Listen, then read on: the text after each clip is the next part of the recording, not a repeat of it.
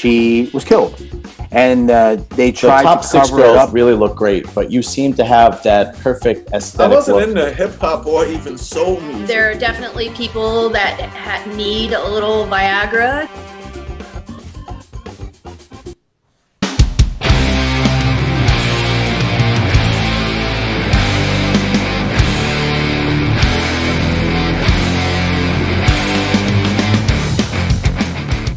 Welcome back to another exciting episode of Live With, brought to you by Species Nutrition. I'm Dave Palumbo, and today's guest is our 2021 North American Classic Physique overall champion, Kellen Wilson. Welcome to the show. How you doing, Dave? Thanks for having me on, man. Thanks for contacting me. Sometimes, there's so many champions out there who win so many titles, and there's pro cards coming out, and sometimes I don't like to miss anyone, so I'm glad you reached out to me, and I want to give you a due. You got a great physique, and you've been working real hard. You're up from the great North Country of Canada. You're actually British Columbia. I actually have never been there, but I have so many friends who live there and who have gone there. They say in the summer there's nothing nicer than British Columbia. So beautiful, so beautiful. Now in the winter, this is a different story, right? Whoa, different story, man. do you ever say, I got to get out of Canada? It's just too freaking cold here. Oh, 100%. 100%. Well, you guys moved to Florida, right? All you Canadians. That would be nice. Talk to me a little bit about how you got into bodybuilding, how you got introduced to the sport. I know you told me earlier you played football in high school. Give me the whole how you dropped football and started bodybuilding. That's the typical story I always hear. Yeah, no. I liked playing football as a young kid, so my mom signed me up in high school to play football. So I played running back and punter, and it was good, but it didn't last too long. But the thing I took away from it was definitely the weight training. So I like training. I like seeing my body change. At a young age, I seen I had great genetics. So from there, I stopped playing football a year in, and I just started training. And then I got surrounded myself with my training partner that I train today, and we just kept training. And then he's like, "Hey, you should enter a show, and you should look for a coach," this kind of thing. So I looked into it, and 2015 was when I did my first show, and I just fell in love with it from there. Now, when your football coach sees you in the weight room every day, and then you say, "I don't want to play football anymore," does that cause a problem? I would assume the coach is not happy about the fact that you don't want to play football, but yet he sees you in the weight room and training every day, right? Yeah, I mean, I told him the whole bodybuilding thing, and he kind of looked at me a little funny. He's like, "You want to what? You want to sit on stage in a thong and pose?" And I was like, "Yeah, I want to give it a try." He's like, "Well, all the best of luck, right?" And that was kind of it.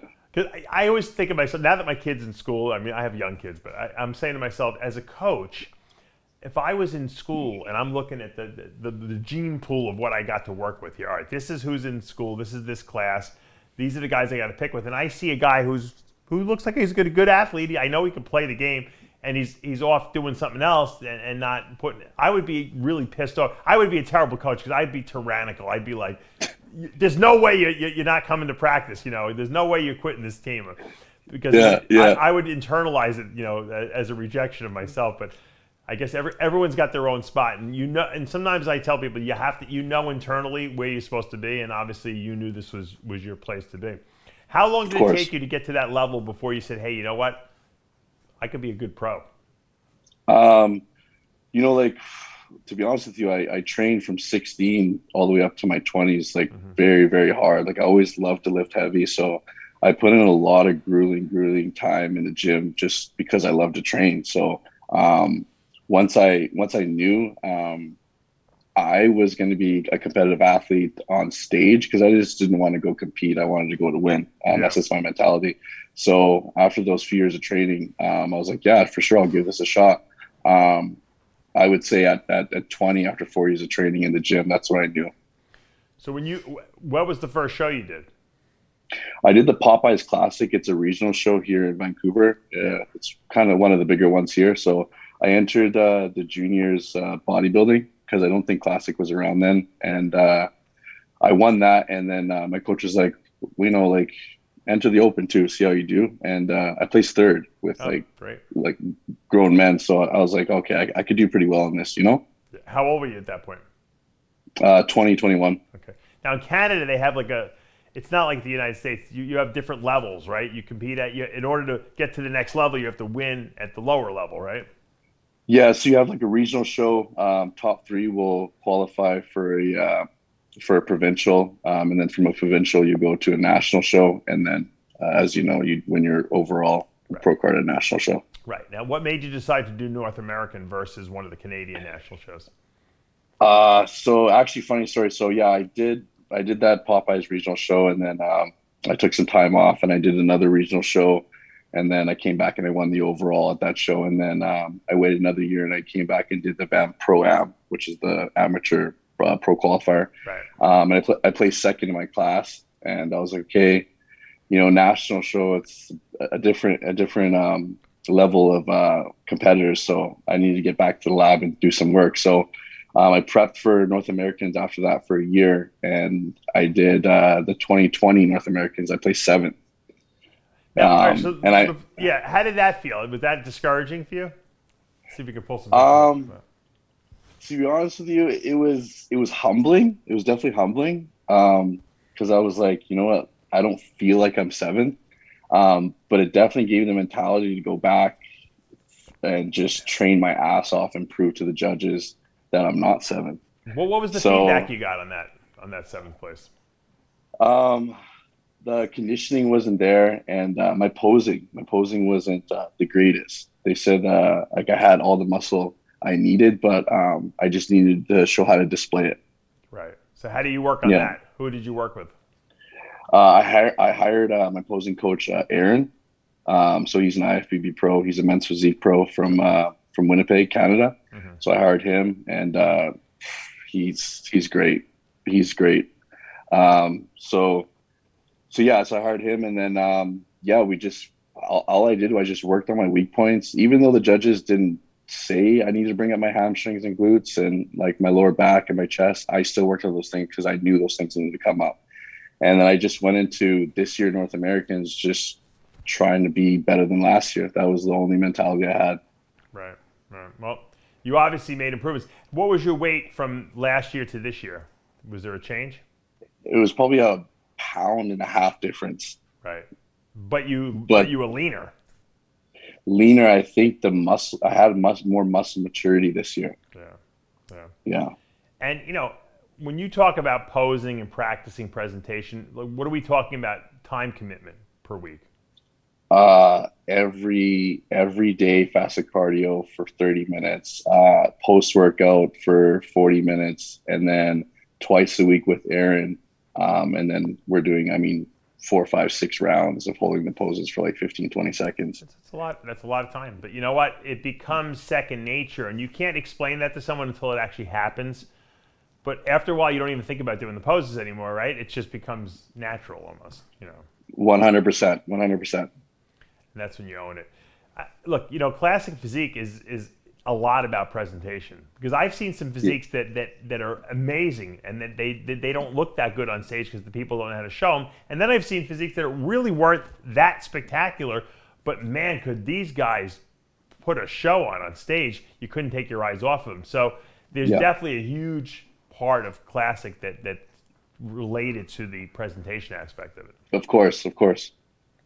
So what's next? What do you see yourself doing? You wait until next year?